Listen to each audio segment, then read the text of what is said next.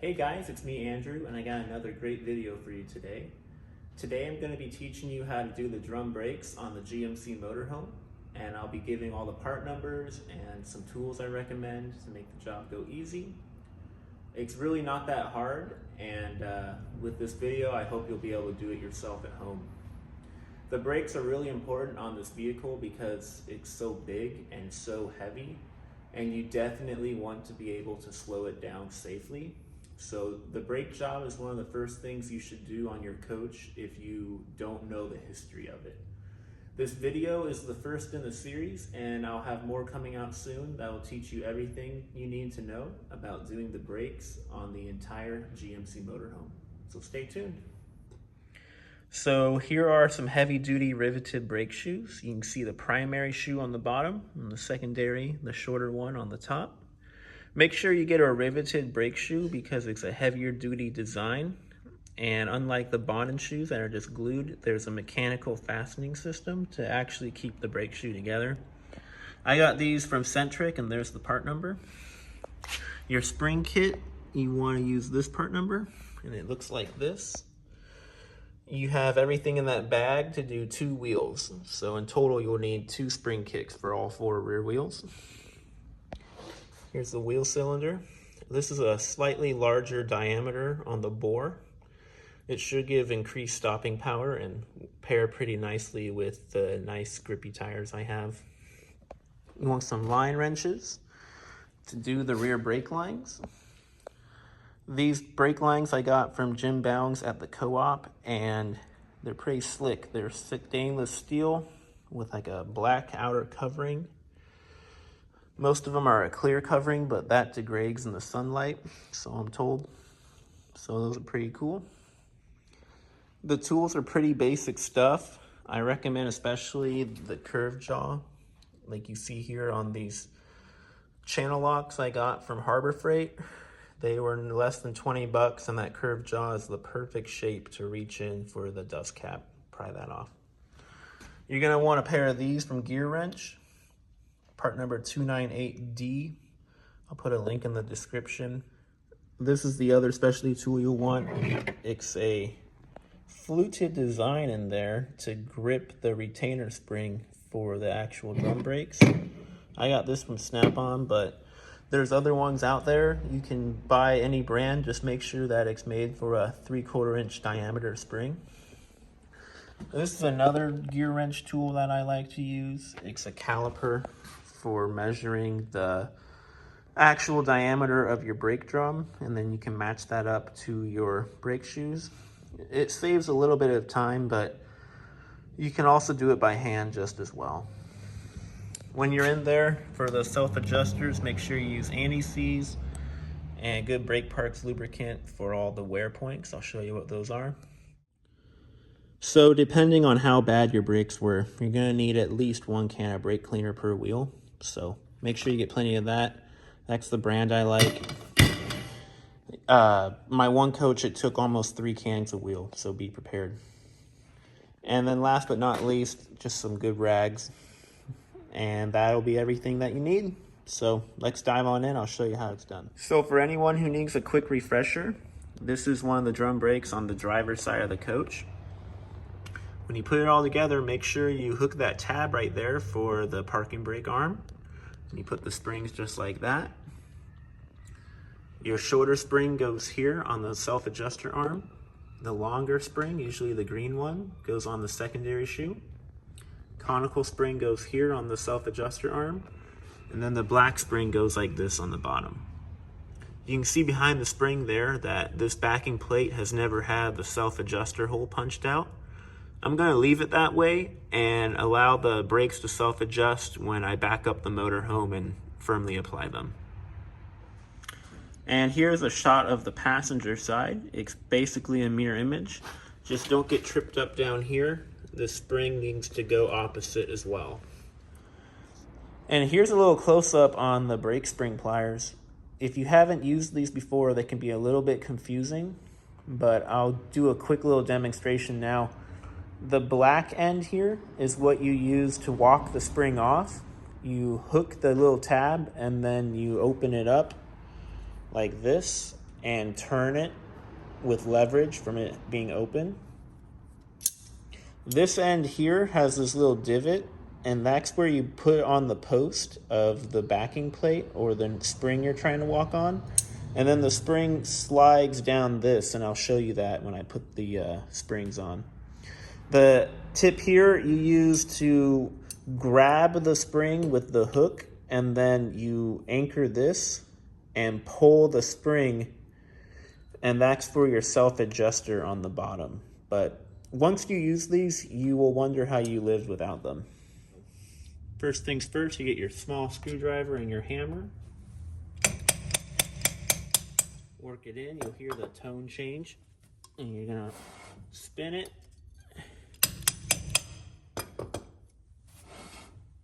Keep going. Now when you get the crack, you can put your bigger one in and turn it. So we'll work it around more. See, twist it, and then now you can just bop it off. You get your slip joint pliers. You grab this and just fight it off. Some of them are easier than others, not gonna lie. This one's being stubborn, actually. Let's see here. These open all the way, yep. You just want to grip it and wiggle it. There it goes. Now we have our cotter pin, so the tail vic's down here. You cut that off. Unless you plan on reusing it, but I wouldn't reuse it. They're pretty cheap and easy to get. Cut that off. Grab it up here.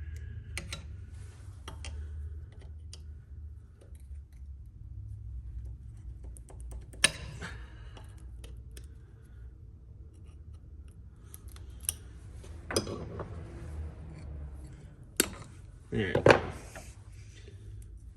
Now it will come off.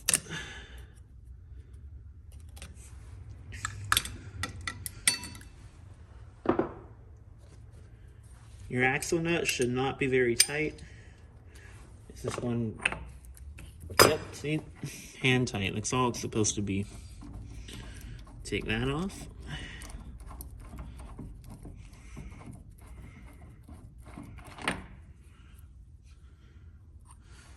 In their bucket or cap. Now you can take your small screwdriver and work off that washer. And if you don't want to get dirty, you just grab it with these. Boom. Take that off. Now our bearing. The bearing, you can slip the screwdriver on the slotted of the shaft. Take it off. There's our bearing.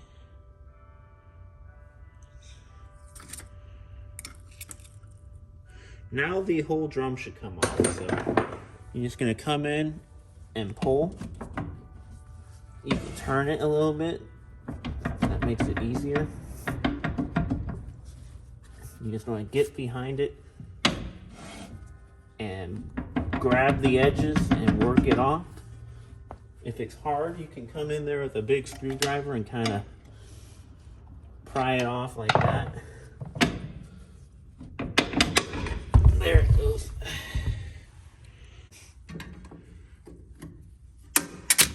Boom. Come on this one. Just like that.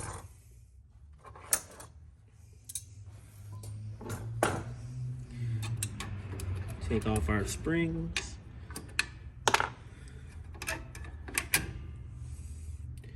Now you can come down here. Take that off nice and easy, and the other side.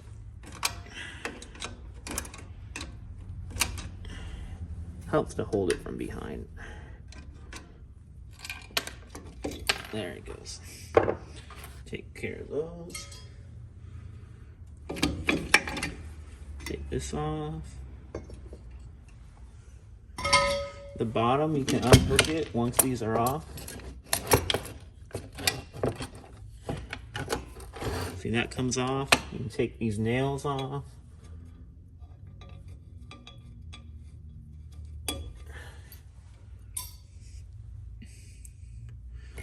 And now the bottom part here with the springs, really easy to come off now. Boom, it's apart.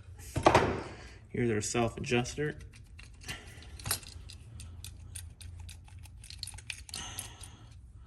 See that? There it goes. And now let's see how easily it turns. Oh, pretty easy. That's a good sign. Yeah, so you always want to lubricate these. And see this? I'm turning it righty-loosey, lefty-tighty, because this is the passenger side. So we'll get that all the way tight. To remove the wheel cylinder, use some lubricant like WD-40 and just spray everything down. And then get a 3/8 line wrench and loosen up the brake line first. It's really important to use a line wrench because it will prevent you from stripping out the fitting. So put that on, lefty-loosey. Just work that off. Break that loose, and then you'll need a 1/2-inch wrench for the other bolts that mounted on there. I'm using a line wrench again, but you can use a socket wrench, no problem on these. There you go, loosen one, and then the other. And now you take those off.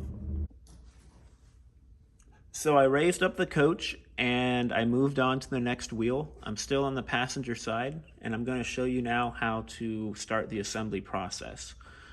First thing is to clean everything up and wipe all the grease off the axle, and I've already done that here. Make sure you use a drip pan and that you clean this parking brake arm right here. Just take a rag and wipe that down.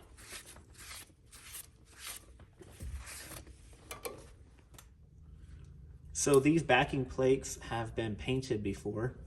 You can choose to do that or take them off and get them powder coated. But for what I'm doing, I'm just trying to make sure that all the loose paint or any rust is brushed off. You want to watch out for that, especially in this area here, that little pivot pin. So just take a wire brush and make sure you scrub it really good. Once you clean up the backing plate, go ahead and clean up all the little parts you see here on this rag. You can buy some of this stuff new, but there's really no reason to. One thing especially you want to make sure that you do is on your self-adjuster, make sure you unscrew it all the way and put some nickel-based anti-seize in there to make sure that if any water or anything enters it, that it won't rust together and seize up. That'll keep your brakes self-adjusting for years to come. So don't forget to do that. So in my case, I'm using a wheel cylinder that's a little bit oversized compared to the original. So I have to modify the coach very, very slightly and take this brake line here and just bend it down by hand. Just a little bit, and that'll make it thread into the wheel cylinder. And then you can take your wheel cylinder, put it on, and tighten everything down.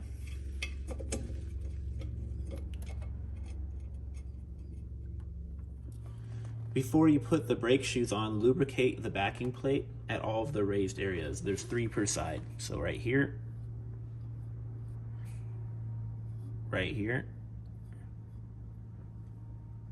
and right here. I call this buffalo sauce. You also want to get right here on the rubber where your pins go into the wheel cylinder.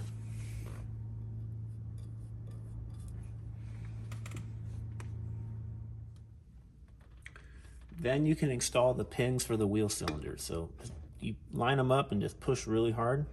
They'll go in. You want the little tabs or the fork part going straight up and down. Do both sides. It's normal if you push on one side and it pushes on the other. I wouldn't worry about that. So when it comes to putting on the brake shoes, I like to do the secondary shoe first, which is on the right-hand side on the passenger side and the left-hand side on the driver's side. The secondary shoe is the shorter length shoe, and it always goes towards the front of the vehicle. Before you put any shoes on though, make sure you're prepared. So the secondary shoe uses the longer spring from the kit, the green spring, and you want to take the top cap and press it down against the ground to get it stuck on the spring. That'll make your job a lot easier. Then you can hang your nail and put on the shoe. When handling the shoe, try to touch it in such a way that you're not getting grease on the friction material. So just line up that hole and put it on the pin. Then you have to hold it in place. You can hold it from the edge. Then you can take the spring and your tool, and with all the holes facing perfectly straight up and down, you can press that on and lock it the 90 degrees, just like that. You know that it's locked when you can wiggle it and it doesn't come off. So the first step on the primary shoe, again, is to hang the nail and get your spring ready. And then also you're going to need to get ready this arm for the self-adjuster and this collar that's kind of a bushing for that. When you put on the shoe, the first thing that you do is you hook the parking brake arm. There's a little lever and a tab. Then you can move it up into position and align right here for the wheel cylinder. There's more to align on this side, so just go slow and it'll be easy. Then you take the arm and you insert the bushing so that it goes through the brake shoe and through the arm, because what that does is it makes this a smooth movement for your self-adjuster arm. Then you can put your spring on and line everything up and put it on just like this.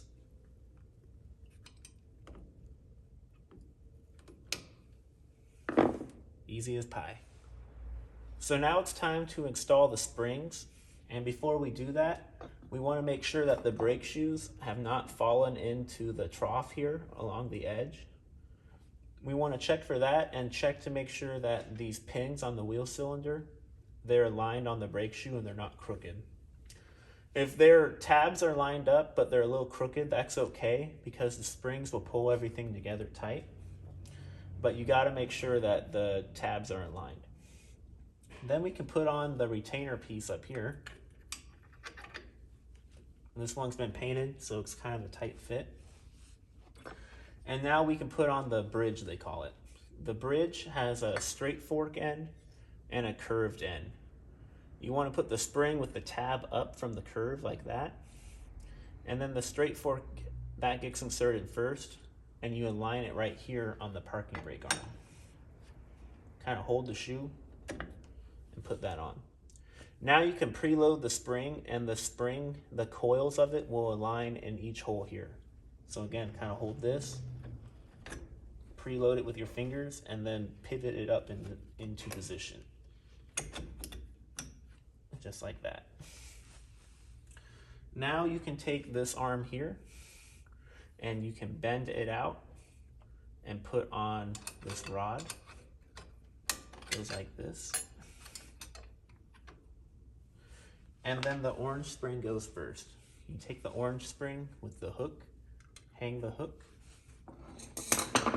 take your spring pliers and just walk it in, just like this. Use leverage, and then you can kind of rotate this and pull it out.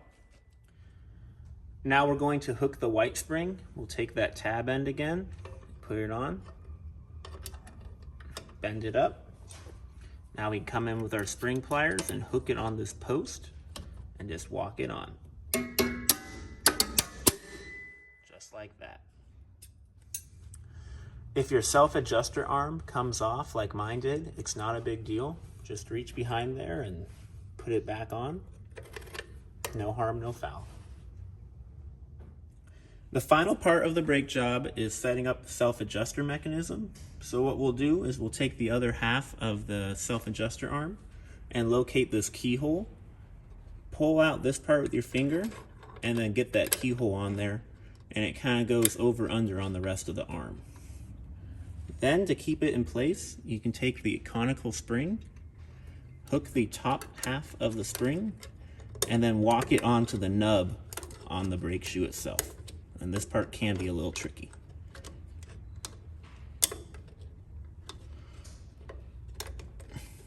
Just like that.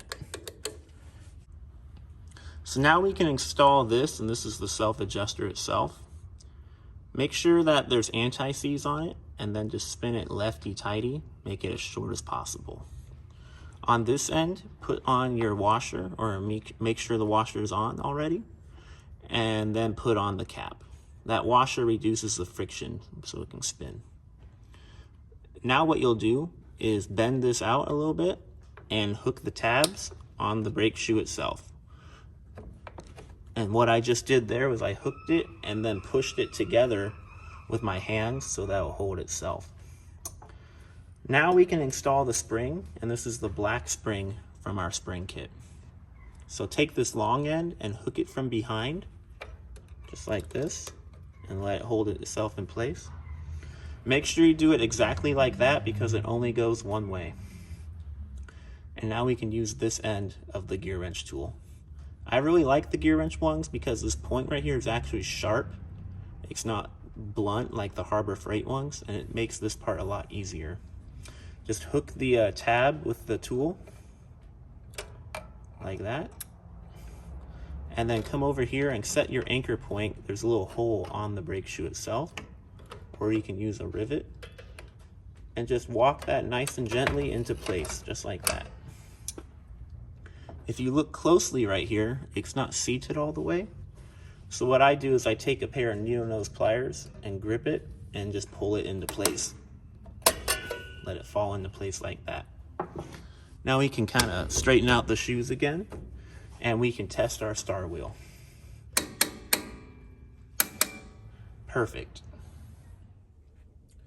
If your self-adjuster doesn't click when you spin the star wheel, it's probably because the shoes have fallen into that trough again. So just wiggle everything around, get everything kind of aligned. And then also with this too, sometimes you have to pull it and work it into place. It can be finicky, but you know you have it right when you can click it like this, and when you can kind of push down and it moves the star wheel down and then clicks again. If you still have this piece left over, this little circlip from your spring kit, don't be alarmed. That is not used on our application. That's for a newer Chevy truck that uses the same springs. So don't worry about that, and then you're good to go. So there you have it. We did the drum brakes on the motorhome. Now we know what we got back there. When you do this job, make sure you record the mileage and the date that it was done. Any documentation like that is great for the next owner or just for your own personal records. There will be more videos on the brakes, like how to do your master cylinder and how to bleed everything and how to reinstall the brake drums. So make sure you check out my channel for those other videos, and it will teach you everything you need to know. Thanks for watching.